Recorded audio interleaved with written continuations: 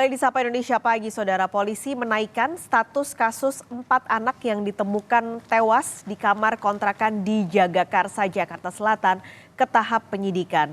Penyidik menduga ayah keempat korbanlah yang merencanakan aksi bunuh diri massal hingga dugaan penganiayaan. Dalam penyidikan, polisi mendapati Panca, ayah korban, berniat bunuh diri. Penyidik menemukan dugaan tindak pidana setelah olah TKP dan memeriksa 5 saksi, di antaranya keluarga ayah korban, keluarga ibu korban, dan tetangga sekitar. Untuk mengungkap penyebab kematian 4 anak, polisi telah mengotopsi keempat jenazah di Rumah Sakit Polri Kramat Jati, Jakarta Timur. Meningkatkan penyelidikan kasus ini ke tahap penyidikan. Karena kami menemukan adanya dugaan tindak pidana dari peristiwa yang terjadi. Tim forensik Rumah Sakit Polri Kramat Jati, Jakarta Timur masih mengotopsi 4 jenazah anak yang tewas di Jagakarsa. Keempat korban diduga telah meninggal dunia 3 sampai 5 hari sebelum ditemukan. Petugas menemukan adanya luka lebam pada bagian mulut dan hidung pada keempat jenazah.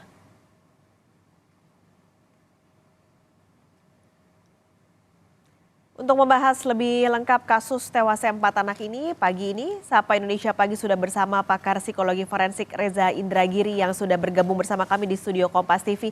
Pak Reza, selamat pagi. Pagi Mbak Pascal. Ini disayangkan karena terjadi lagi, tapi mungkin kita akan membahas lebih dalam soal kasus ini, Pak Reza. Kalau melihat dari kejadiannya, polisi mungkin sudah menaikkan ke penyidikan. Kalau Pak Reza melihatnya ini pembunuhan berencanakah?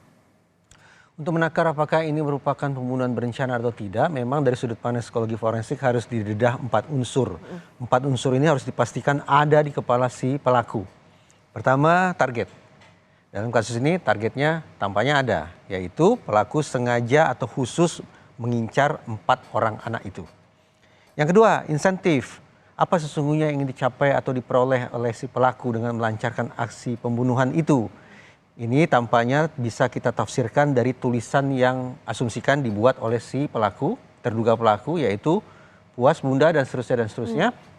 Yang mengindikasikan adanya katakanlah kepuasan secara emosional, luapan emosional yang berhasil dia lakukan dengan cara menghabisi 4 orang anak tersebut. Insentif tersedia. Unsur yang ketiga yaitu sumber daya. Apa gerangan instrumen yang dipakai oleh terduga pelaku untuk menghabisi 4 orang anak itu? Apakah racun? Dan seterusnya. Perkiraan saya ada sumber daya itu karena tampaknya kecil kemungkinan ada 4 orang anak meninggal serempak di lokasi yang sama di waktu yang sama. Kecuali dengan rekayasa tertentu, berarti ada sumber daya, ada instrumen kejahatannya. Yang keempat adalah resiko. Apa sesungguhnya yang dilakukan pelaku untuk menghindari resiko? Berdasarkan pemberitaan, terduga pelaku ini kabarnya melakukan perlukaan di daerah nadi. Barangkali itu merupakan cara dia untuk menghindari resiko agar terhindar dari pertanggungjawaban pidana. Sah sudah, andaikan 4 hal itu tadi, target, insentif, sumber daya, dan resiko, terbukti ada di kepala pelaku, maka ini merupakan pembunuhan berencana, bukan pembunuhan yang biasa atau pembunuhan yang bukan berencana. Kalau melihat dari tadi sudah melengkapi dari 4 instrumen yang Bang Reza beritahukan, motifnya jadi penting lagi nggak sih Pak Reza untuk bisa mengarahkan atau penyidikan kasus ini? Sebetulnya kasus pidana tidak tergantung pada motif. Sepanjang terbukti perilakunya, bukan motifnya. Sepanjang bisa terbukti perilaku ini dilakukan oleh si ini, maka itu sudah bisa berlanjut proses pidana. Kenapa kemudian kita tertarik untuk berbincang tentang motif? Pertama karena pengaruh film Hollywood yang acap kali mengajak kita untuk memecahkan misteri tentang apa suasana hati orang yang melakukan tindakan kejahatan. Itu satu. Dan yang kedua adalah dalam konteks pemecahan masalah-masalah psikis. Tentu ketika seseorang melakukan kejahatan sifatnya emosional, harus dibedakan dengan orang yang melakukan kejahatan instrumental. Nah, ketika mencari solusi lantas seperti apa, barulah perbincangan tentang motif menjadi relevan. Tetapi kalau kita sebatas bicara tentang bagaimana proses penegakan hukumnya, maka perbincangan tentang motif sesungguhnya tidak terlalu relevan atau tidak terlalu penting. Tidak perlu diungkap artinya? Silakan saja kalau mau diungkap. Tapi sekali lagi berlanjut atau tidak berlanjutnya proses hukum tidak ditentukan oleh terungkap atau tidak terungkapnya motif pelaku.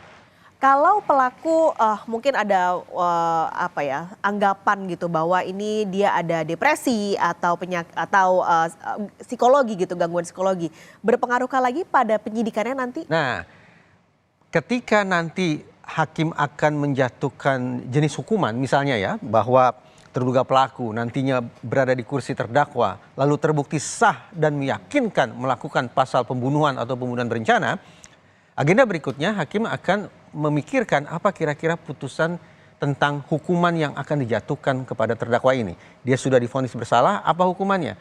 Nah, perbincangan tentang adakah kemungkinan terdakwa ini punya gangguan jiwa dan seterusnya menjadi relevan di situ.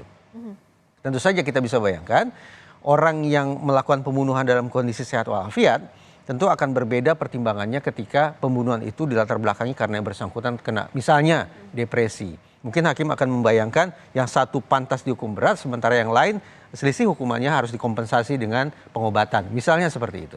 Oke, ini tapi bagaimana ya membedakan bahwa atau apa yang jadi nanti pertimbangan memang dia benar-benar depresi gitu, Pak Reza. Ini kan kadang kalau orang awam tuh kadang suka jangan-jangan dia pura-pura aja atau apa pertimbangannya nanti? Kata pura-pura yang Mbak Paskalis ceritakan itu memang sangat penting untuk diuji.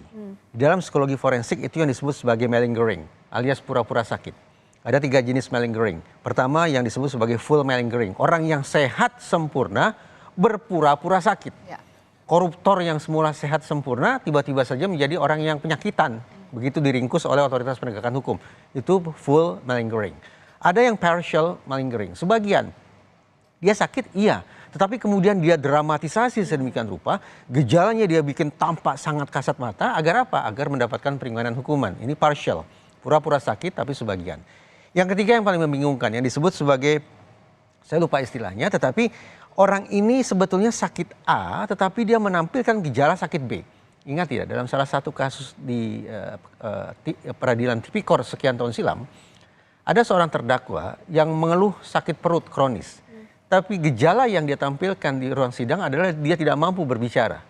Apa hubungannya antara sakit perut kronis dengan tidak mampu berbicara? Saya jadi ingat, ini istilahnya adalah false imputation. Sakitnya A, gejalanya B yang tidak ada hubungan. Nah, kemungkinan apakah seorang pelaku betul-betul sakit atau pura-pura sakit alias malingering itu juga menjadi relevan untuk diuji, dibuktikan oleh otoritas penegakan hukum. Terdakwa atau terduga pelaku yang betul-betul sakit tentu akan menerima perlakuan yang berbeda dengan terdakwa atau terduga pelaku yang hanya pura-pura sakit. Yang dalam hal ini adalah tentu penting untuk dilakukan oleh pihak kepolisian. Terlepas dari proses hukumnya, kita acap kali salah kaprah menganggap bahwa kasus KDRT saking banyaknya dan saking dekatnya dengan rumah kita menganggap itu sebagai isu sehari-hari. Padahal sekian banyak riset menunjukkan bahwa di balik kasus KDRT, apalagi yang ekstrim, itu ternyata memang ada persoalan-persoalan mental yang tidak bisa dipandang sebelah mata. Ya. Baik terjadinya sebelum KDRT alias sebagai penyebab, ataupun masalah mental sebagai akibat KDRT. Nah, kompleksitas tentang adanya masalah-masalah mental di balik kasus KDRT ini tentu tidak boleh dikesampingkan. Yang sayang beribu sayang, tadi saya katakan, karena banyak dan ternyata terjadi di lingkungan sekitar kita anggap itu kan sebatas cekcok mulut saja. Itu kan sebatas dinamika suami istri saja. Lupa kita untuk memberikan perhatian pada hal yang jauh lebih kompleks ketimbang KDRT-nya semata, yaitu persoalan-persoalan mental yang melatar belakanginya maupun sebagai akibatnya. Ini disayangkan juga karena akhirnya yang jadi korban adalah 4 anaknya. Sangat. Yang harusnya rumah adalah tempat teraman bagi mereka, ternyata mereka menjadi korban. Kasus KDRT ini seringkali tadi saya jadi menarik untuk melihat karena kadang kita sebagai lingkungan karena tidak mau ikut campur urusan rumah tangga jadi ya sudah gitu. Tapi kita sebagai lingkungan terdekat misalnya jika terjadi seperti itu, sebagai lingkungan terdekat sebenarnya kita harus apa sih Bang Reza? Kalau kita ngeh dengan undang-undang penghapusan KDRT, semestinya kita tahu bahwa undang-undang itu mendorong kita untuk menjebol pagar tetangga ketika diyakini bahwa di tetangga di rumah sebelah ada KDRT.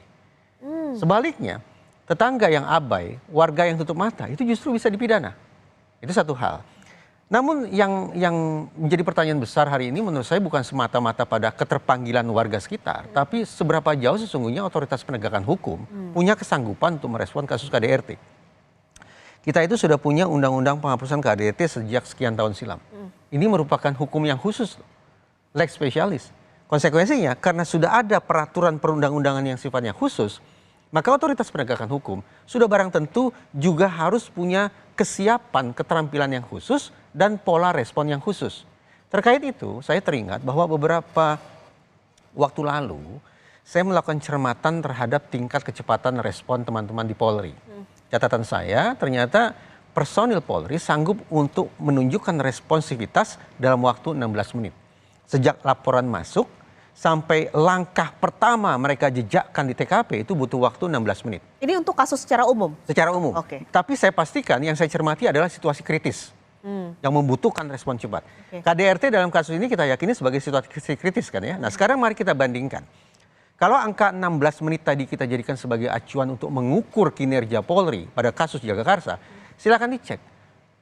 Laporan masuk kapan, personil polisi pertama menjejakkan langkah pertama di TKP selang berapa menit kemudian, atau berapa jam kemudian, atau bahkan berapa hari kemudian. Ini menjadi indikasi bahwa sekali lagi, betapapun kita sudah punya hukum khusus tentang penghapusan KDRT, tapi jangan-jangan pola respon teman-teman di kepolisian masih biasa-biasa saja. Ya. Bahkan saya juga punya kekhawatiran keterampilan personil terkait penanganan kasus KDRT pun belum sungguh-sungguh diberikan kepada mereka. Konsekuensinya, maaf kata, sistem mitigasi yang semestinya bisa dijalankan oleh pihak kepolisian gagal. Ini yang terindikasi bahwa dari kasus KDRT antara suami dengan istri, beranak pinak menjadi membunuh anak. Berkembang dia jadi upaya bunuh diri. Bahwa ada kasus KDRT kemudian laporan dikirim ke polisi tapi kemudian terkesan terlambat diintervensi, responsivitasnya rendah, ini yang mengakibatkan tadi saya katakan sistem mitigasi gagal mengakibatkan munculnya tragedi-tragedi susulan. Ini yang juga sering kita baca sebenarnya di media sosial. Ketika ada orang melaporkan KDRT, respon polisi malah ya apalah gitu ya, Bang Reza. Jadi ini mungkin pembelajaran juga untuk kita masyarakat untuk mengetahui soal undang-undang penghapusan KDRT ini. Ketika kita melapor ke polisi dan respon polisi tidak sesuai gitu dengan apa yang harus mereka lakukan. Sebagai korban harus apa Bang Reza? Sebetulnya Kapolri pernah mengeluarkan semacam surat peraturan. Sehingga saya Kapolri Jenderal Idam Aziz yang mengatakan tidak boleh menolak laporan masyarakat. Tetapi semestinya tidak cukup hanya pada ketentuan semacam itu. Semestinya juga ada ketentuan berikutnya bahwa sekian menit, sekian jam setelah laporan diterima, personil pertama harus misalnya sudah datang ke TKP. Nah, tolok ukur yang diangkakan semacam ini, saya pikir akan memudahkan polisi untuk mengetahui persis mana yang harus mereka prioritaskan, kritis atau tidak kritis, sekaligus memberikan kesempatan kepada masyarakat untuk menilai secara objektif pula. Sesungguhnya bagaimana kinerja kepolisian ketika menangani kasus-kasus spesifik dalam hal ini adalah kasus KDRT. Kan jadi aneh, undang-undang khususnya sudah ada, tapi keahlian atau keterampilan kerja khusus penanganannya tidak dibangun, dan pola kerjanya juga biasa saja. Iya. Mitigasi sistem tidak berjalan, 4 orang anak jadi korban. Kalau masalah visum? Terkait apa? KDRT kadang kan kita ada aturan 2 kali 24 jam, itu tuh gimana Bang Reza? Pertanyaan semacam itu saya pikir lebih tepat kalau diajukan kepada kedokteran forensik. Tetapi psikologi forensik juga memiliki metode yang disebut sebagai otopsi psikologis. Kapan gerangan visum dilakukan, kapan gerangan otopsi psikologis diselenggarakan? Sekali lagi, tergantung pada seberapa cepat personil Polri menangani kasus dan melibatkan dua otoritas itu. Baik otoritas kedokteran forensik maupun otoritas psikologi forensik. Karena mereka tidak mungkin jemput bola. Polisi lah, personil Polri lah yang seharusnya bekerja sebagai first responder. Pihak pertama yang merespon tindak pidana. Tapi kalau kita sebatas bicara tentang bunuh dirinya, maka sudah barang tentu first respondernya bukanlah polisi, tetapi barangkali dinas kesehatan atau dinas sosial atau dinas-dinas lainnya. Karena bunuh diri bukan merupakan masalah pidana.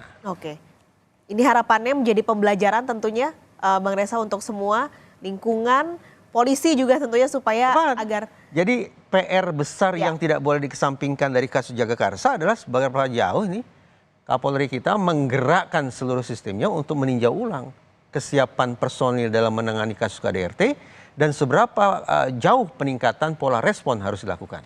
untuk perlindungan anak dan perempuan agar rumah tetap menjadi tempat yang Walaupun paling. jangan salah, juga ada suami yang menjadi korban KDRT. Oke, itu tetap jadi paling penting. Kembali ini pembelajaran tentunya untuk aparat supaya bisa meresponnya dengan baik. Lebih cepat. Tidak terjadi korban-korban lagi ke depannya. Bang Reza, terima kasih sudah Terima kasih, bergabung Mbak pagi Paskalis. ini, sudah berada di studio Kompas TV. Sehat selalu, sampai Terima ketemu kasih. Bang Reza.